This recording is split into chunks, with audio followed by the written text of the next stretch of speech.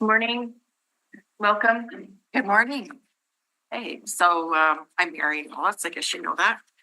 I'm in here on behalf of our organization, Street Links. And we're here today to offer conditional support for the proposed bylaw that would prohibit encampments in public spaces.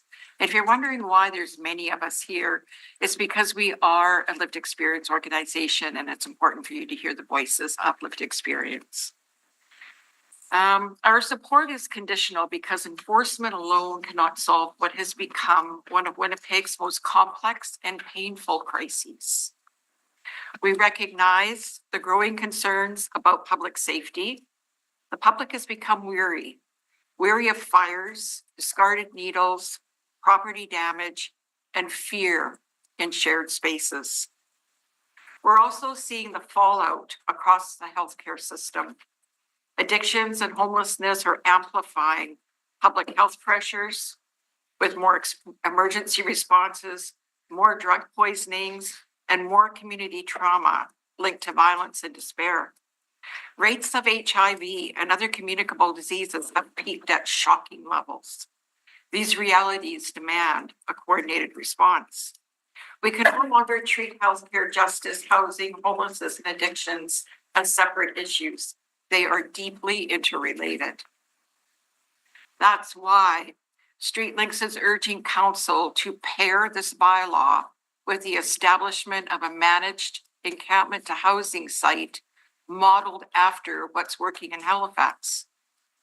Last week, we found a man living in an encampment in Lizzie Park. He told us he'd been homeless since last January when the city shuttered the Manwin Hotel. While it's true the Manwin left much to be desired, it had been his home for 21 years. When he was made to leave, everything he owned, his photos, clothing, pieces of his life, remained locked in a room he no longer has access to in a building that now sits empty. Since January, his home has been 3 sheets of plywood, a tarp, and a sleeping bag on the ground. We housed him that day last week, and he'll be forever grateful. I'm going to cry. Jeez. But his story is not unique. And I think that's what I'm here to tell you.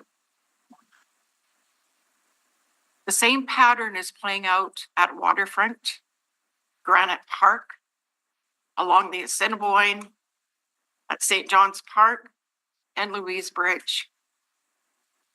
Many of these individuals weren't made homeless by addiction or choice. They were made homeless by enforcement of city bylaws and well-intended policies that closed spaces before there was any place to go.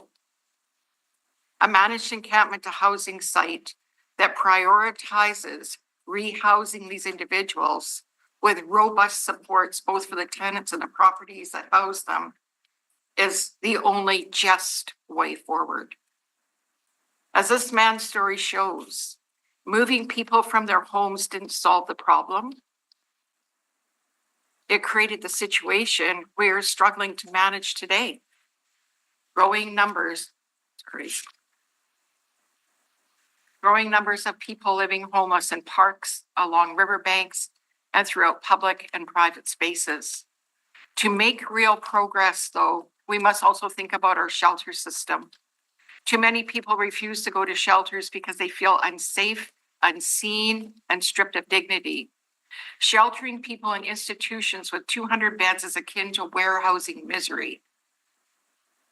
Many of those living outdoors are Indigenous, and for them, large dorm-style shelters with rows of beds, no privacy, are not just uncomfortable, they are re-traumatizing.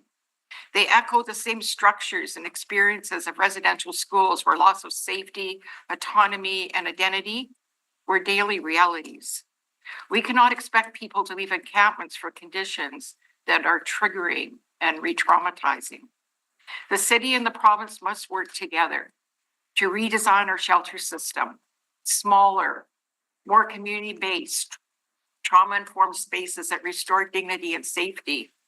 Shelters should be strategically located, culturally appropriate, and well-resourced so that they act as true pathways to housing, not a warehouse of despair. Now, we all know that Winnipeg is facing a housing crisis, but there is You housing. finished Just or about, yes. just about? Okay, another minute. How many pages there? I see you got a few pages there. I'll speak faster. Okay. 2 minutes, Madam Chair. Okay, 2 minutes. All those in favor? Aye. Aye, that's carried. We all know that Winnipeg is facing a housing crisis, but there is housing. The challenge is not only the lack of new social housing, which won't come online until 2027, but our over-reliance on social housing as the only solution. The private sector has the ability to help. There are units available right now. But housing people directly from encampments is seen as high risk. And that's why the city and the provincial government must work together to create incentives, tools that reduce risk and stimulate engagement by the private sector. When private landlords and property owners are supported, and when outreach teams can back them up with the right services, we can move people into housing today, not a year from now. If we move ahead with an encampment ban without a managed site, people will simply move elsewhere. And I'm warning you, this will happen into abandoned houses, stairwells, parkades, ATM vestibules, and eventually into suburban neighborhoods. That doesn't end homelessness, it just moves it. So let's make this the moment when Winnipeg turns the page. From reaction to resolve, from displacement to dignity, from warehousing to wellness and coordinated response, and from homeless to housed. StreetLink stands ready to partner with the city, community agencies, and with the private sector to make this happen. We can help design and operate a Winnipeg-based model that restores order in public spaces, protects safety, and upholds human dignity while moving people into homes, not just away from parks. This is our opportunity to lead, and I mean the collective our opportunity to lead with both compassion and clarity. Let's not just remove encampments, let's remove the conditions that make encampments necessary. Thank you. Thank you. I believe there are some questions. You talked about managed encampments to housing. I really like that language that you talked about. Something that I had brought up a couple of years ago where we did a cross-jurisdictional scan for managed encampment sites. However, there are some challenges with managed encampment sites because what we were hearing is just like regular folks, the taxpayers, there are fights. You know, they don't like their neighbor and there's conflict. So what would you suggest to mitigate some of the conflict that are amongst different groups of encampments that don't want to be on the same site? Like, what is your suggestion? Because I hear there is, conflicts amongst, they don't want to go to that certain encampment because I don't like that person, or that's a drug dealer over there and I don't want to be there. So that's kind of the narrative I'm hearing around managed encampment sites. So how do we solve that narrative? Well, I think the first thing we need to do is agree that what we're doing isn't working. So let's try something. Halifax has managed encampment sites. As you know, we've been to Halifax recently. I think you start by having a small encampment site with a controlled population of maybe 20, no more than 30 tents. And you really work, your job is to create vacancies in that site so that you can move the next ones in.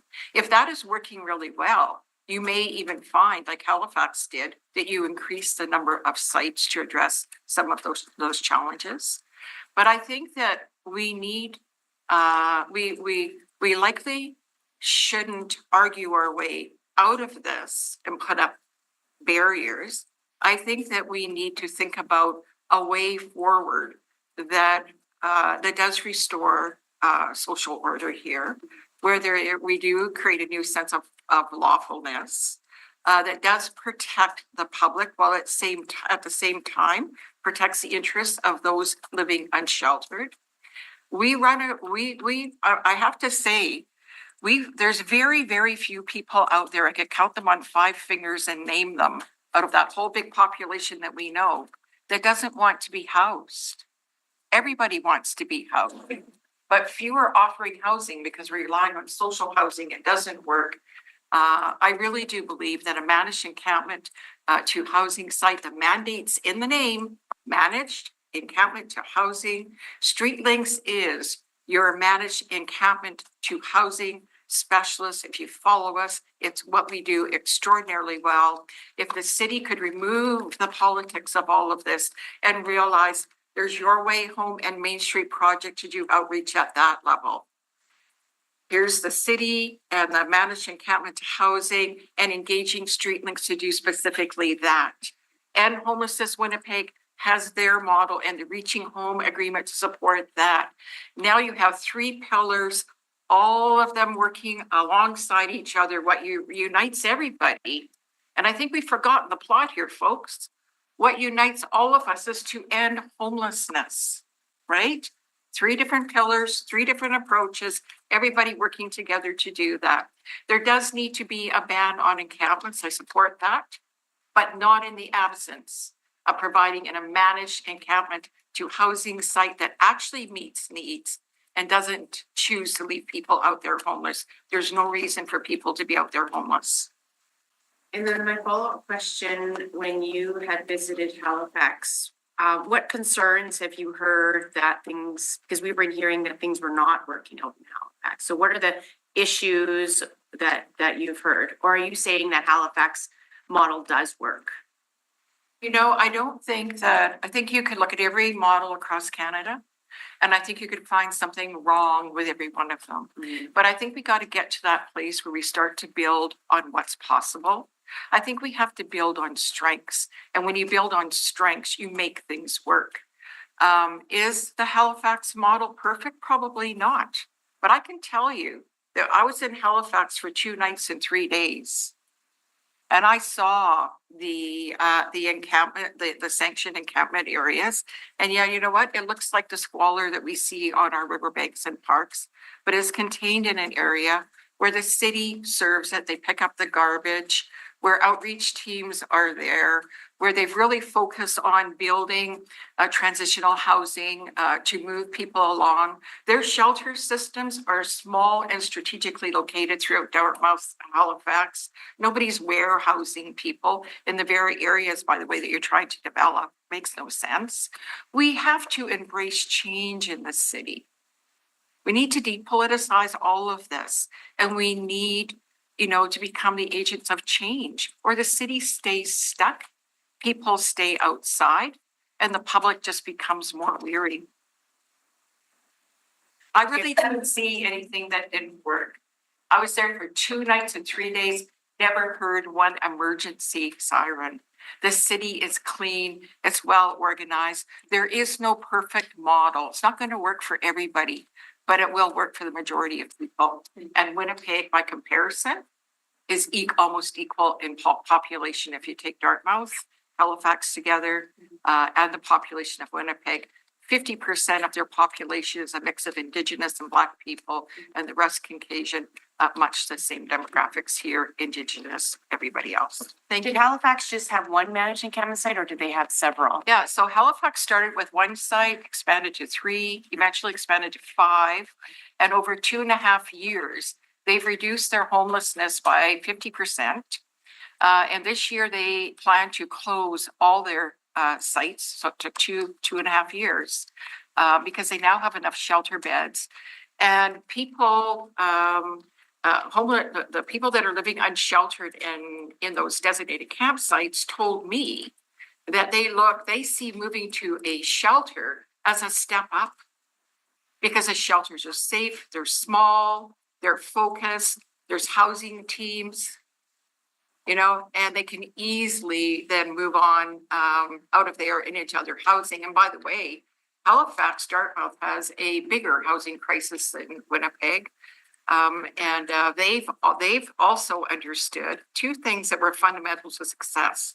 One, the city needed to understand that people living homeless were their citizens, and they were living homeless on municipal property, and that the city would need to embrace this and own the challenge.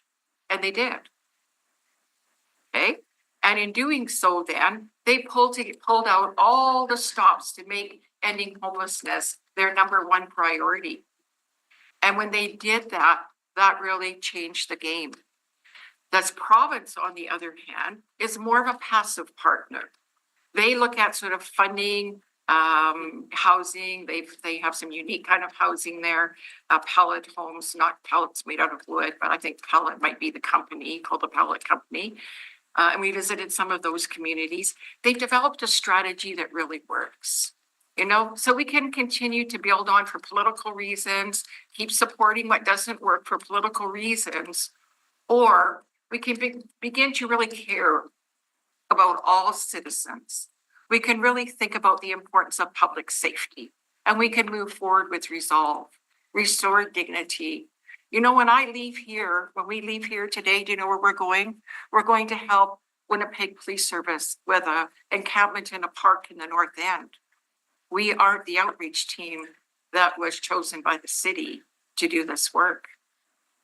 It was our team that took out all the encampments in Lizzie Park, and that's where we found that poor man, you know, who was removed from his place at the Manwin, where he lived for 21 years. He used to be an employee there back in the day.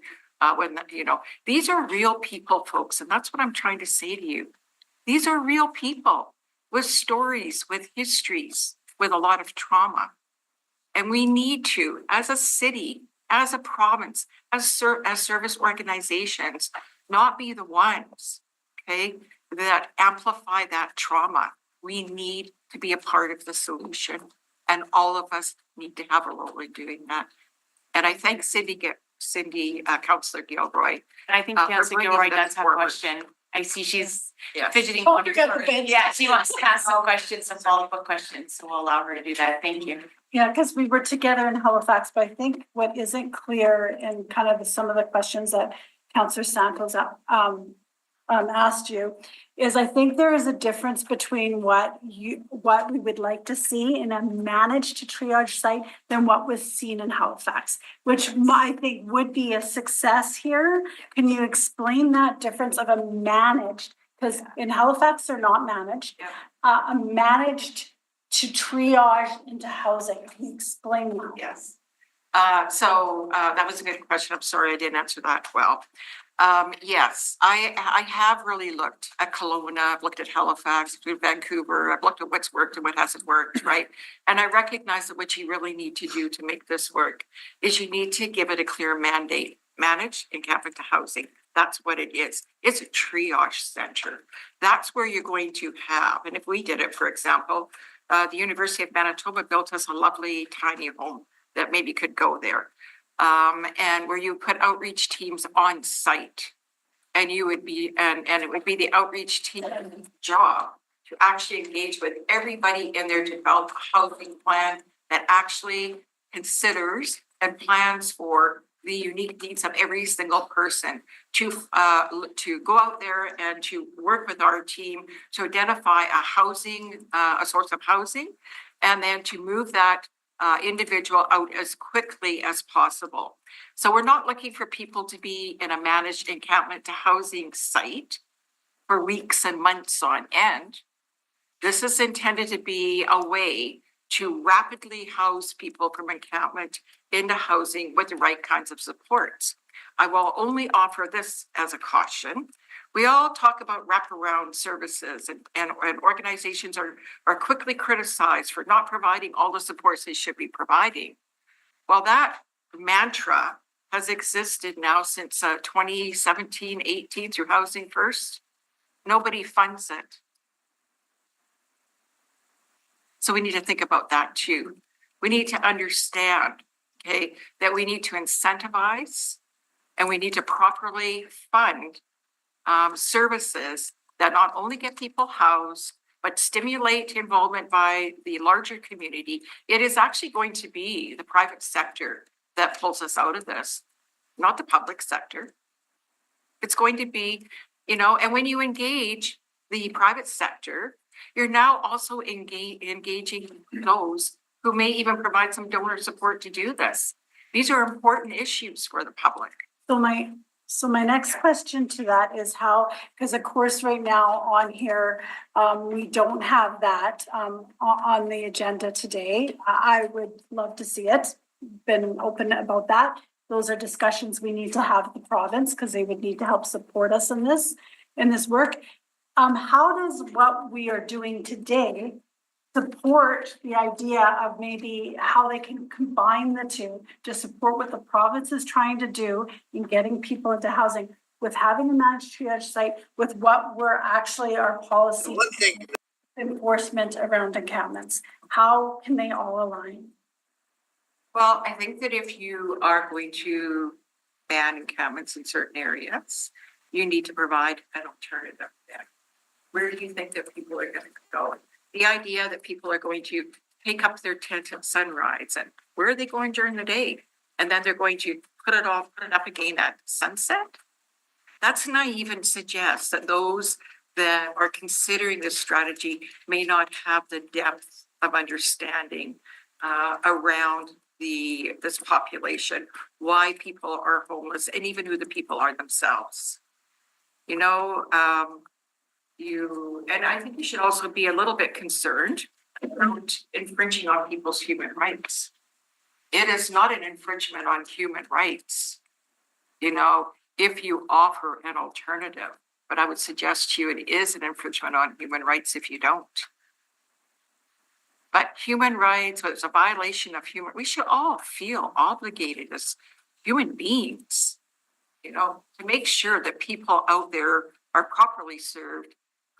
When you bring people into a designated area, a managed encampment, a housing site, you're creating control variables. You're dealing with the public safety issues.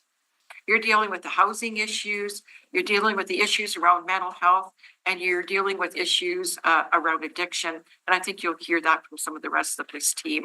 I don't want to I know you've got a really big agenda. One more question is Councillor South has raised a valid point when she's saying, how do we get people to want to go to these sites if we decide to have that is eventually? So easy. That is so easy. Just with our policy right now, we're saying we can't be in parks. Yeah. And if we were to allow a separate site, how do you see that? Because now we're kind of telling people where they can go, and now we can have it managed. Can you explain that a little? If you do, one of the things we need to do right off the hop is work to restore just some basic human dignity. If you had a site where you had outdoor toilets, believe it or not, that's an incentive. Can you imagine living outside and having to use the bush for a bathroom? So just restoring some dignity by putting in toilets, having services on site that are going to link the individuals to housing. When people out there understand that housing is a real offer, they gravitate towards that. People will move into that site if they understand that by moving into this site, they are actually being prioritized for housing. I know that it will work. And, you know, I'm going to say this to you, and I hope you won't be offended.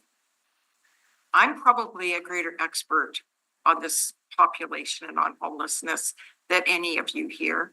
I've been doing this for decades. I understand this population. I have a pretty good sense of what works and what doesn't. I've had to learn a lot of it the hard way over the years, but I've learned it. You know, you need to trust us. You need to trust us. We know what we're doing. Thank you. Go ahead, Councillor. Just thank you, Madam Chair, through you to Marion and Streetlinks for the outstanding work they've done for many years. The one question I had, and I think it's already answered, but perhaps clarification. Like I had looked at Vancouver, they had they had an encampment site, and then they reversed course. And I wanted to know from Marion, and I heard managed encampment. I don't think that's what they had in Vancouver, but why would this work where the Vancouver situation failed would be my question to Marion. Okay. So he's asking the question of the managed encampment site in Vancouver. What would you know, you want to change because he's stating the one in Vancouver was not it's not very successful. It's actually deepening the issues in Vancouver. Well, I think the problem in other cities is they actually haven't put a limit on how many tents, you know, they've just allowed it to kind of grow. And I think what I'm saying is let's do something unique. Like, why in Winnipeg can't we take lessons learned from other places, you know, and use that to design a model that can work? You know, I don't want you to fail. If you fail, I fail, and I don't fail. And I don't want these guys to fail either. So I don't set us up to fail, right? I know you need to have control variables. And that's what you create. You create control variables, you know? And again, I'm going to say it, managed encampment to housing. That's the mandate. And you build everything around that. It will work. Small, 20 to 30, you know, 20 is the ideal max. You don't create a tent city and then call that a managed encampment housing site. Control variables. And you work with, you bring community support units in. You know, Winnipeg Fire Paramedics, you know, there's EPIC, there's other outreach teams. Everybody coming together to work at that one site to focus on getting people out and into housing and understanding the value of playing to the strengths of outreach teams. I'm sorry, I do have one follow-up question. Yes. You had mentioned that in Halifax, the province was more of a passive partner and were some of the funders. And you understand, you know, funding is a bit of a challenge between the province and the city of Winnipeg and who is responsible for what. But my question to you is your managed encampment right to housing idea, have you had an opportunity to discuss with the Minister of Housing, Homelessness and Poverty? And have you had discussions? What were those discussions? Maybe if you can pair it up in about a minute. I know I have other speakers, but Yeah. I am curious. I do speak with the minister at times and also with many great horses who is deputy minister. I think they're interested. Lana actually met with me when I came back from Halifax to kind of get our views on that. The thing is, though, is that it won't work if it's solely under your way home.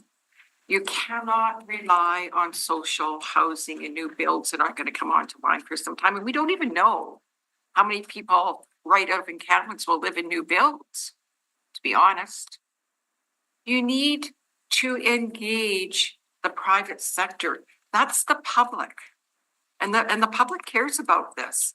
You know, in Halifax, you know, I'll just say this quickly. Governments fund what they value. So I ask you all, what do you value? I ask it of the province of Manitoba, what do you value? Governments fund what they value. When Halifax decided that they would make ending homelessness their highest priority, okay, that became what they valued. And they established a Department of Homelessness led by Max Chauvin. I highly recommend you speak with him. He's willing to engage. And I believe that department has a $2.3 million budget. Ryan will correct me if I said that wrong. Okay. Huh? 2.3. Okay. And yeah, and everybody, when the city took that on, and then the city said, okay, this is how we're going to do it. They owned it. They realized they do have ways, they do have services. They do have people to pick up garbage. They do have ways to clear snow. They partnered with whoever the power provider is out there. They put in electricity into those sanctioned encampment areas so people can plug in heaters, and their special heaters that are going to catch you on fire, and cell phones and stuff, right? And the province's role became very focused. You don't have everybody, all levels of government trying to do everything together. Everything became very focused and organized. The province, as more of a passive partner, was looking at just funding the housing pieces of it. And so they were able to build those pellet communities. There's 3 of them that I was aware of, and I don't know if maybe there's more. And in those pilot communities, they plan for older people. They've planned in some for people with very high acuity mental health. They've planned for, in another community, people who are using drugs, who are always going to use drugs and are not going to stop using drugs. Very high, very challenging people to house with high level addictions and mental health. And then they have engaged, they've engaged the business community, for example, and the biz groups actually receive a small amount of money to hire their own outreach workers that work with the larger outreach teams. So everybody is on the same page. Nobody's forgotten the plot there. They're all very strategic and it's very outcomes focused. They're concerned about outcomes and we need to become more outcomes focused as well. I'm going to make one last controversial statement because that's Marion Willis and I'd be coming of me not to. One last in how many minutes? 30 seconds. Okay. We have a housing crisis and addictions crisis right across this country. It's in every city across this country because since 2015, every city across Canada has relied on one agreement only to end homelessness. And that's the Reaching Home Agreement, the federal funds. The federal funds were never intended to end homelessness for everybody. And to sustain funding into that agreement, you have to sustain a percentage of homelessness. And if you really do your homework, you'll find that there's quotas and all kinds of things here. So when you have to sustain homelessness to sustain your funding, well, now you're kind of working against yourself, aren't you? We know that it's not the lack of housing that is responsible for homelessness, not in this city and not in many cities across Canada. It's the drug use epidemic that we still don't have a plan for. I know we're just the city. I know the city and the province can't do it all, but why are we not lobbying the federal government for those changes? Why are we lobbying for funds to fund a new national drug prevention strategy through Health Canada? I think it's budget day today. Have any of us done that work to try to see that that gets in the budget? We need to stop working against ourselves, and that's all I have to say. No, I appreciate those comments. I had heard similar comments about the Reaching Home strategy federally. I've read the agreement myself and I'm going to make the controversial agreement with you. If you actually read that agreement. I did read it. Be one of you. Yeah. Okay, thank you. Thank you. Looking at the time, okay, 11 o'clock, we're going to keep pushing forward. Hopefully we can wrap up before noon hour. Let's move on to the next person. I believe we have Michelle Wesley, the housing coordinator for Street Links. Come on up.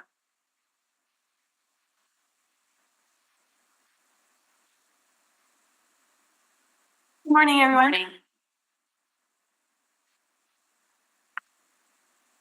Hey, thank you for the opportunity to speak today. My name is Michelle Wesley, former outreach coordinator and now the housing administrator for St. Boniface Street Links. Through my work, I've come to know many individuals living unsheltered across our city. And I've seen firsthand the challenges that they face every day. While I cannot speak on their behalf, I can say this with certainty, that the health and safety of people living unsheltered and the safety of the public will depend on the decisions made by council today. I offer conditional support for the proposed encampment response protocol on the essential condition that the city immediately establishes a managed encampment to housing site. Without this, the city will escalate harm to both the unsheltered and to the public. Why this matters. Displacement alone is not a solution. When encampments are cleared, people don't disappear, they scatter. They lose contact with outreach workers, healthcare systems, harm reduction supports, and the community network that helps keep them alive. That loss of connection increases the risk of overdose, infections, violence, and exposure, especially in the winter. Every time people are forced to move, trust in outreach teams and service systems is damaged. Once the trust is gone, it's much harder to bring back people into support for housing later. Balancing safety and compassion. While we don't support forced displacement, we recognize that movement from riverbanks, parks, and other public spaces can sometimes be necessary to protect those living homeless and those in the surrounding communities. We also understand that the city is facing growing public concern with more complaints about theft, violence, garbage, unsafe conditions in and around encampments. Those concerns are real and they must be addressed, but simply chasing people from one location to another spreads risk, increases frustration, and it makes it harder for outreach teams and emergency services to do their jobs. A managed encampment to housing site offers a balanced, common sense solution, protecting public safety while safeguarding human life. When people are brought together in a supervised service location, outreach workers can stay connected. Supports can be delivered efficiently, and issues like garbage, fires, or crime can be better managed. The idea that the encampment residents can simply just set up tents at sunset and take them down at sunrise show a misunderstanding of what it means to live unsheltered. That kind of policy would only push people indoors during the day into doorways, transit shelters, and other businesses. A managed site protects everyone's interests. It's a safer alternative for people living homeless, reduces public safety risks and nuisance conditions. Allowing outreach workers and emergency teams to focus on effective support. So who are we talking about? Many of these people living in encampments once had housing. They are neighbors and community members who not long ago lived in rooming houses, single room occupancies, and low income apartments across Winnipeg. But a city bylaw and fire codes were enforced. Many older buildings were deemed unsafe and shuttered. Had a city worked with those owners to bring buildings up to code, many tenants would still be housed today. Instead, punitive by the book enforcement displaced vulnerable tenants and pushed them directly into homelessness. But it would have been more productive to work with those owners to understand the real pressures that they face. Low rent through EIA, high insurance costs, mortgage payments, and extensive damage caused by tenants required high level of support. Real wraparound services, case planning and management are crucial, but underfunded. Evictions and building closures magnify the problems, increase costs to the city and society. Going forward, the city should work with the property owners supporting safety upgrades, building improvements, and on-site services. Prevention and response must go hand in hand. What we need to know right now, we are heading into another cold Winnipeg winter. The stakes could not be higher. We need a managed encampment to housing site. Places where people living unsheltered can be supported, stabilized, and prioritized for housing. There is housing available. At St. Boniface Street Links, we continue to house nearly one person every day. Maybe a minute. It moves 1 minute extension. Thank you. Yeah, finish up, please. Thank you. Private sector housing provider private sector housing providers must be incentivized to include vulnerable tenants. Manage sites, bridge streets to home, building trust and connection. Why this approach works? This approach is compassionate and practical. Cities that have created managed encampment report fewer emergency calls, fewer hospitalizations, and stronger relationships between outreach workers and residents. When people feel safe, they are more likely to engage with supports that move them forward. This is real progress. People with lived experience must be part of this process, from designing management sites to shaping outreach plans. In closing, I'd like to say this. Winnipeg has an opportunity to lead with compassion and common sense. We can build an encampment response that protects health and safety without displacing people. Open management sites instead of closing camps and helping stabilize housing and communities for long term. I offer conditional support for the camping ban on conditions that the managed encampment to housing site is established immediately. Let's keep people safe until real alternatives exist. Build trust instead of fear and deliver solutions instead of cycles. Thank you for listening and for working towards a humane effect approach that values every life in our city. Thank you. Hey, Councillor Gilroy does have a follow-up question. Go ahead.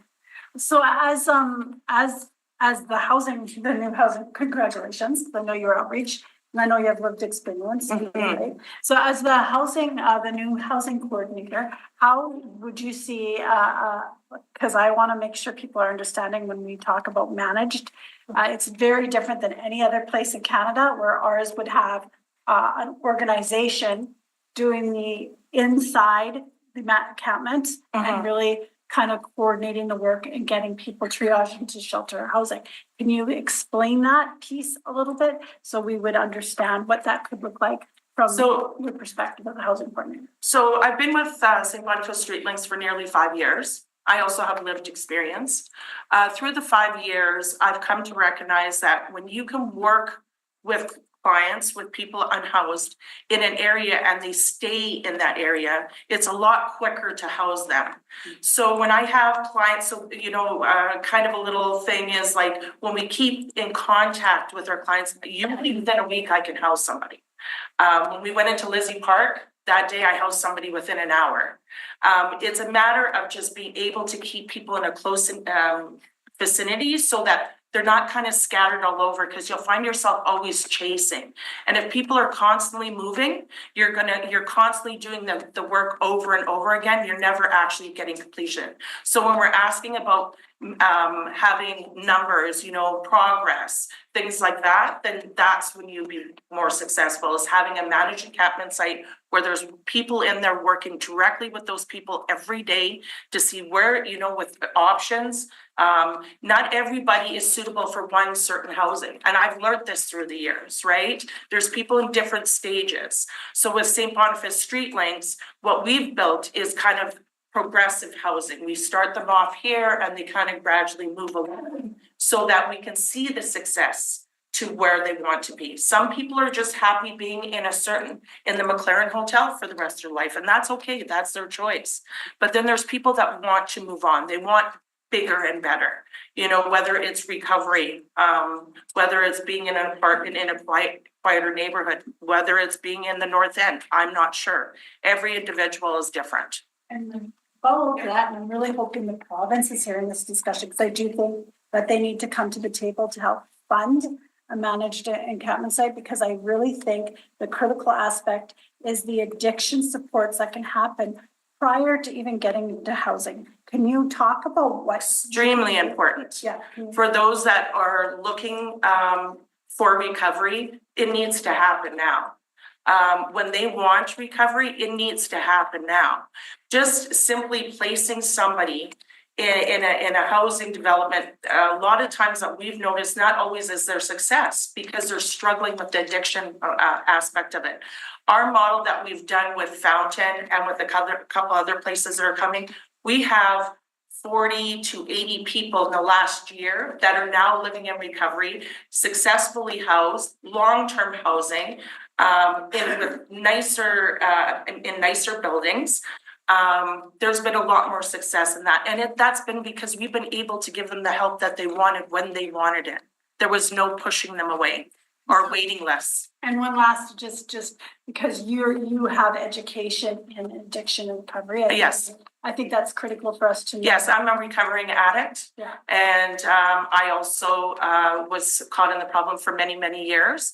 But I also went back to college when I was 47 years old to give back to a community I once helped damage. And this is going to be my lifelong journey, is to repair and to help. That's fantastic. Thanks for sharing that. Question about the private sector, right? I know Marion, the previous delegate, had mentioned about, reaching out to the private sector. You had talked about building improvements. And so I don't mean to put you on the spot, and please don't take this out of context, but I've also heard that the housing that's available from the private sector is questionable. I've heard that, there's no toilet seats. I've heard that there's no doors in the washroom. There's no doors. It's not, the greatest well-kept buildings. So I've also heard that, you said, these buildings need improvements, and the private sector is interested in doing some building improvements. Now, could you talk a little bit more about these questionable units that the unhoused are going into? Maybe not, in the bad way, but what are those solutions? Because I think we're hearing narratives around that, and that we don't really want to put them in these questionable units. We want them to be in clean, bed bug free, tours, running water, et cetera, et cetera. So could you touch Sure, on it? actually, yeah, absolutely. So, as I can understand your concerns and, this has always been a question, right? But, what people need to understand is when people are caught in addiction, their way of living is not the way that we think that they're gonna live indoors. They basically bring their encampment indoors. So there's a lot of destruction, a lot of damage. Lot of people in one unit bringing garbage in constant, and that's why wraparound is so important. But if we're asking about where we're housing people at this time, we use a lot of the private sector. No, they're not living in places that have no toilet seats. These are things that we do push as an outreach team, and we work with the private sector. And we also, our team is there doing the wraparound services. So this private sector trusts us. They trust what we say. I build these relationships. That's part of my job. I do what I say and I say what I do. And that's what Marion expects of me, and that's what I expect of my team that, supports me with the housing aspect of it, is that we make sure that we follow through with clients. When clients are struggling, we're in there helping cleaning. It's not as simple as just putting somebody in. Sometimes people need to start with the low barrier housing so that you can work with them where they're at to help them in the ways that they need help. Some need help with mental health that they're not getting right now. Some people need help with addiction that they're not getting help right now, right? It's also learning new life skills all over again. There's people, which you'll hear from, a couple of my coworkers on the team, which were once my clients. I housed them, and where they are today. They struggled with some of those life skills, right? It's moving back into a home where you're not used to sweeping your floor, doing your dishes, or putting garbage in the garbage, so it's more than just the housing part of it, right? But as far as I'm concerned, the places that we're housing people, they're in good, safe, clean environments. When I'm talking about the housing that was closed in the past, like when we talk about the Adinak and situations like that, there's stories behind those. Like I took 18 people out of one encampment and housed them in a community in there. These were high-risk people with heavy addictions.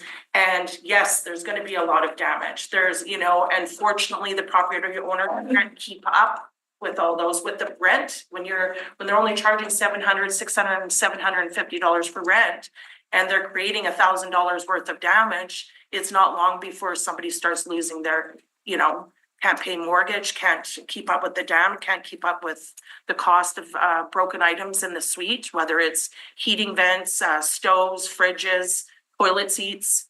It becomes very difficult for property owners. Just to follow up on that. Yeah, sure, go ahead. So I think that's why it's really critical that the province look at funding organizations like StreetLinks. I think Main Street Project is doing that, where there's people inside the buildings that are dealing with those issues. So we do not have the situations that we had in Adinak. And if we had managed to triage site that is actually triaging people, they would know not to put these 18 people here. Yes. Right? There would be a little bit more of a vision on where you should house people. Absolutely. And once again, this is through experience through the first year, second year of me and Marion working together. We've learned a lot. We've done things and then we've kind of revisited that and said, okay, that didn't work out very well. So now let's try something else. So that's why we came up with the graduating housing kind of aspect of it. Giving people incentives, our clients incentives to work towards something bigger and better. Fountain is a perfect example why, when you talk about having people in a building, Fountain is a perfect example. We've been there for over a year. There's never, ever been issues there. We have staff there from 8 to 8, security from 8 to 8 in the morning. The building, you can hear a pin drop. Everybody actually loves living there. I have a hard time getting people to transition out of there. But that is a perfect example why that model would work. And it would help other buildings out there in the high risk to kind of keep buildings safer, you know? Good. Thank you. Seeing no further Thank you very much questions. for hearing me today. You're welcome. And thank you for sharing your personal story. I always thanks. appreciate that. Up next is Ryan Palmquist, Associate Director, Street Links. Welcome, Ryan. Good to see you again. Nice to see you too. Thank you for having me. Councillors and staff, clerks of Community Services Committee, and observers and guests, thank you for the opportunity to present today. It's not my first time giving remarks at this table, but it is the first to this committee, and with my literal Street Links hat on. With respect to the City of Winnipeg's council policy on encampments, I echo the comments and themes of my colleagues, Marion, Willis, ED of Street Links, and Michelle Wesley, our housing coordinator. And I'd like to touch on a few high-level themes, particularly on the housing aspect of this, and ideas in the report and debate around this topic.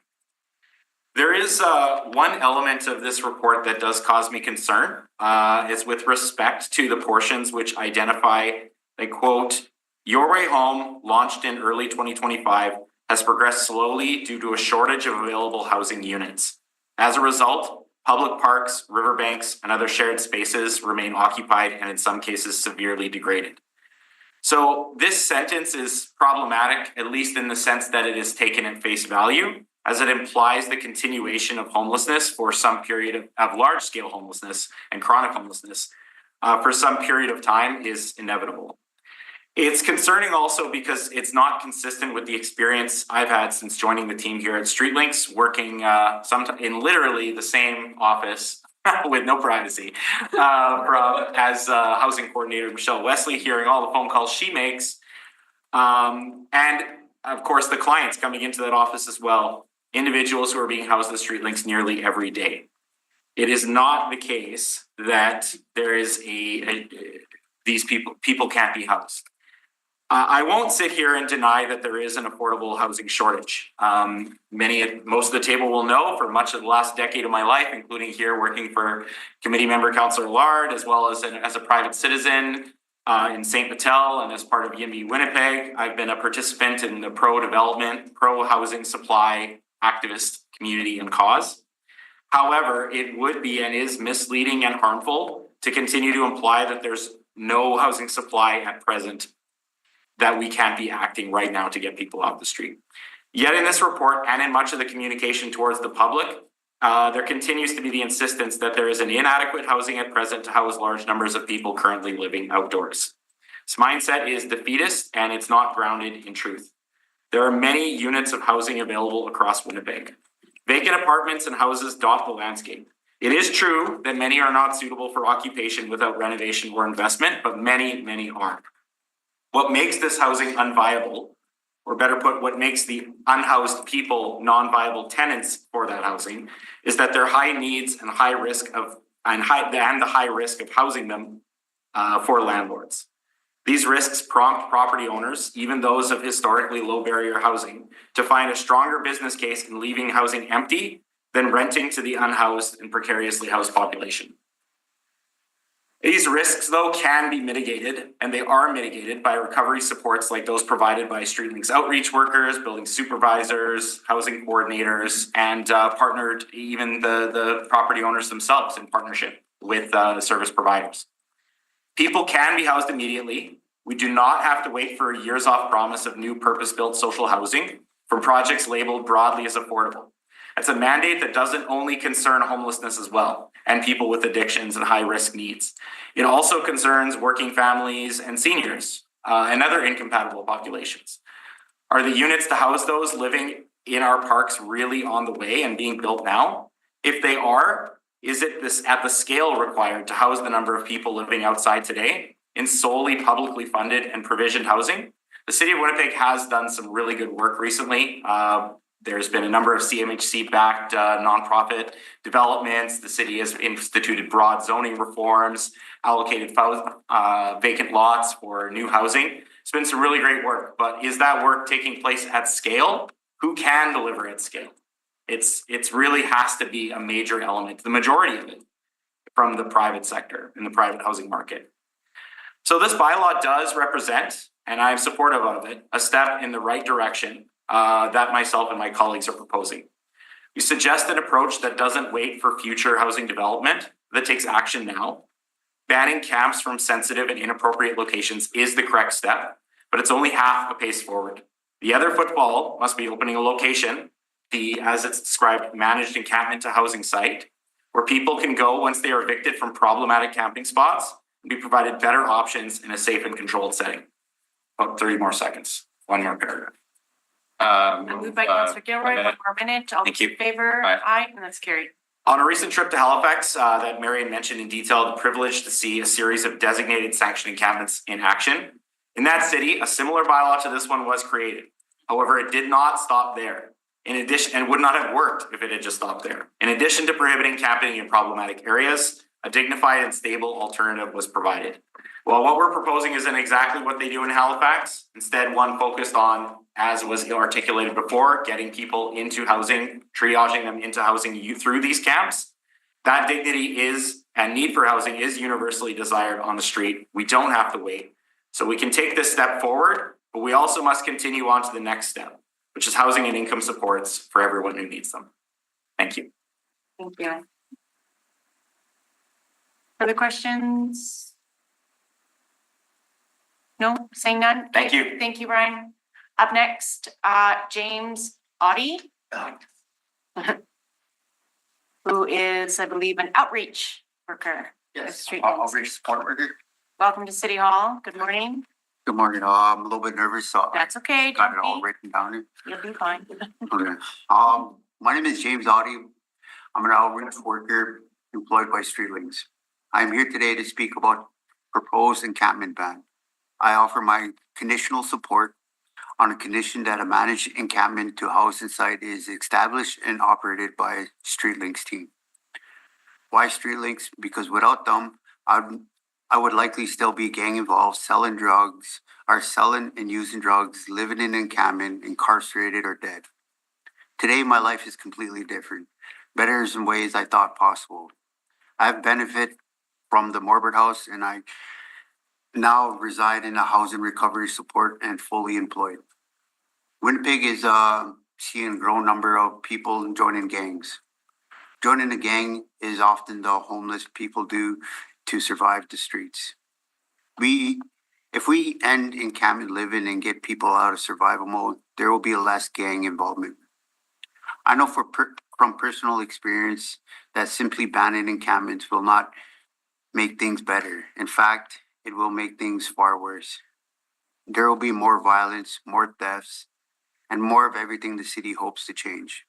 People living in encampment need what I needed, real help. Real help means easy access to outreach teams who do not leave you homeless, who guide you out of the cycle and into recovery, housing, and employment. A managed encampment where people can receive continuous and focused support is the only real solution. This would be a huge step forward for the city and for those who, like me, simply needed a focused intervention that could truly change their lives. Thank you for your time in considering this approach. Thank you, James. You did a fantastic job. I appreciate you sharing your personal story. I do have a question, and I posed the question to some of the other delegates about, and you touched light on it. You know, people who are unhoused do get into criminal activity or involved in gangs. And you talked light about the managed encampment to housing. And I asked that question, and hopefully you can answer as well through your lived experience about having certain populations living in an area close together, right? There could be rivalries, there could be, you know, some inappropriate activities amongst different encampments. How do we suggest that we deal with that type of issue that surrounds if we were to put them 30 people on one side or 20 people who do not get along with each other, who don't want to be together, right? They don't like each other. So could you talk a little bit about maybe some solutions around that? I mean, if it's in a managed encampment site, I'm sure there's gonna be some problems, right? But honestly, everybody is willing to get housed and everything, so I don't think it's gonna be that much of a problem as long as they know they're getting housed, right? And just being there to have support. Sorry, I kind of lost my thought where I was going there. Talking about supports, you think it's important to have an on-site support service at Yes, the encampment? like some of the people in gangs are actually like, they're just in survival mode and they don't know any other way of living, right? Until you give them to that support and show them a different way of living, that could be the support they need to actually change their life, right? Like, so this organization did for me. Mhm. And once I got that little bit of support, I flourished and doing really good. Thank you. Thank you. Great job. Yeah, Councillor Gilbert, go ahead. Just a quick question, because I know your story. There's a little bit of, I think what we need to hear is a positive about Winnipeg Police Services and your interaction with them. And I think that, is that something you'd be willing to share? Yeah, actually, I was into gangs. I was in and out of jail for most of my life, and actually getting arrested was actually a blessing. Because when I got arrested, they asked me for a cash bill or surety, and I asked Morbid House, and they bailed me out right away. And then they came and arrested me again and again, and honestly, and then the last time I got arrested, I pulled out these AA chips. And then I started talking to the cops about changing my life and everything. So they gave me a PTA. And then they pointed me to this Spirit Horse program, Michelle Groot from WPS, Gang Prevention. Now I actually go see them every week. And like yesterday, I just went to activate with a bunch of kids from NYC, right? They're good kids. They just need a proper role model. And I really enjoy doing it. Yeah.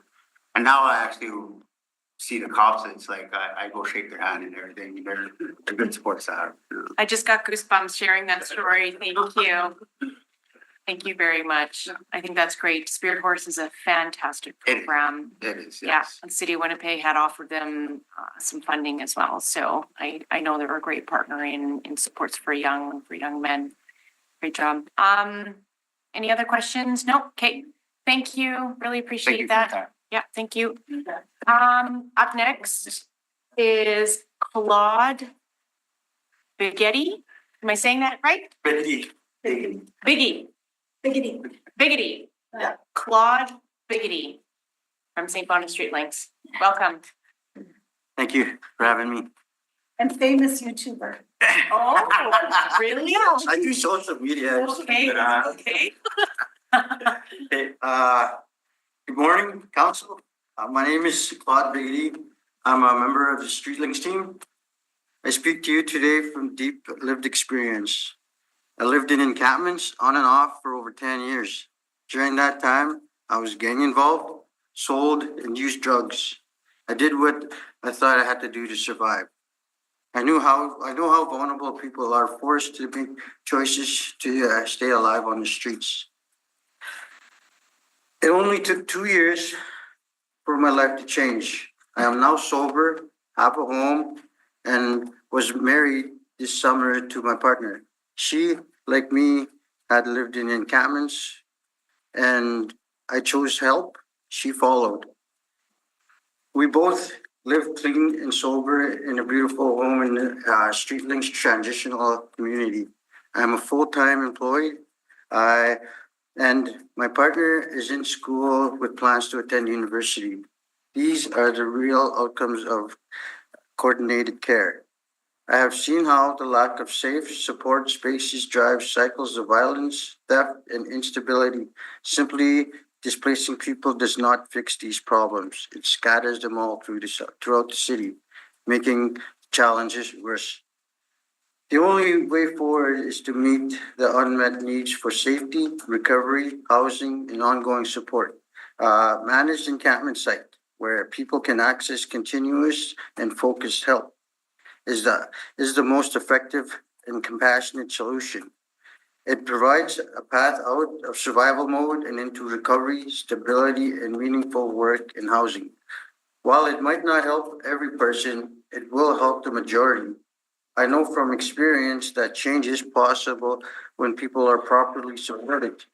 People who once thought they had no options can rebuild their lives, but only only if we provide a real, stable, sustained opportunity. Thank you for listening, for considering an approach that actually works. Yes. I just think it's important that we hear the lived experience. So I'm really wanting to make sure I ask questions. Now, because we didn't have a managed encampment site, we don't have one now, a triage site. Can you tell everybody how you had to get out off the streets? You were on the streets for 10 years, you got off. What did you have to do in order to get out? Well, I was in an encampment down by the Osborne Bridge, and I've already made my mind up that I wanted to stop using.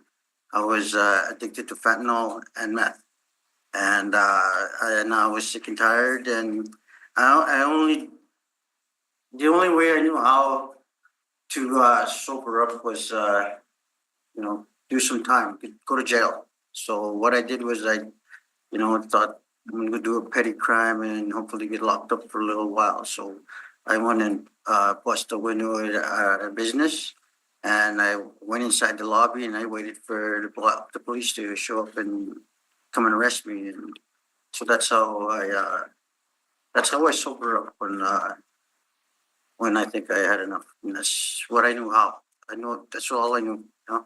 That's what I did. Because I think it's important, if the province is listening to this conversation, how much we could be solving by having a triage to manage that looks at addiction, that people wouldn't be creating petty crimes, the justice system and all the emergency support, and what we could do to alleviate some of the costs that we're seeing for governments.